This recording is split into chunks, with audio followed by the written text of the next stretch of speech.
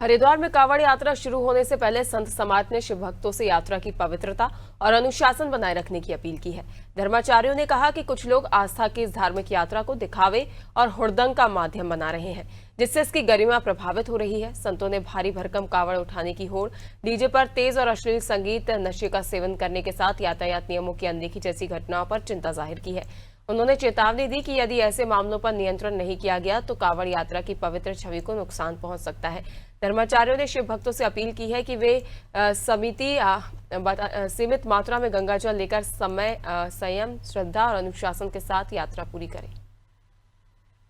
जितने भी कावड़ी जो हरिद्वार में आ रहे हैं, हमने देखा किसी के पास 6 मटके हैं, 8 मटके, 10 मटके हैं और इनको चलना बहुत भारी हो रहा है। आप भगवान शंकर के गण है, मैं आपसे अपील करना चाहूँगा, कृपया एक ही लोटा बहुत है। शंकर जी को मनाने के लिए एक लोटा, सभी जितने भी हमारे जो दुख का कारण है उसका समाधान एक लोटा जल है। कृपया इतना बोझ ना उठाएं, आप चल नहीं पाते हैं। हेल्थ इज वेल्थ, जान है तो जहान है, इसीलिए आपसे अपील की जाती है कृपया जल कम उठाएं और हरिद्वार में जितने भी हमारे भाई बंद है नशा मुक्त कांवड़ यात्रा करें और वाद विवाद ना करें। आप उस जल को अपने शिवालय के लिए ले जा रहे हैं जिस जल को महादेव ने अपनी जटा में सदियों तक रखा है और आज भी महादेव की जटा में निर्मल धारा गंगा की निरंतर बनी रहती है।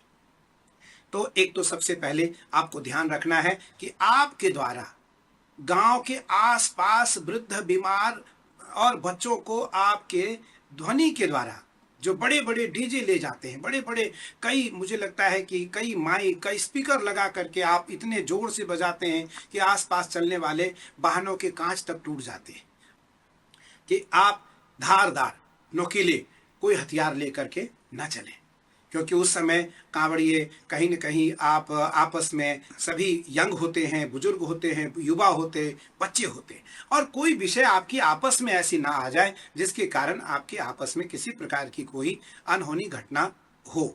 हम ध्यान में रखना है कि किसी भी प्रकार से आप नोकीले या धारदार हथियार लेकर के या किसी भी प्रकार के कोई अस्त्र शस्त्र लेकर के आप कांवड़ यात्रा न करें।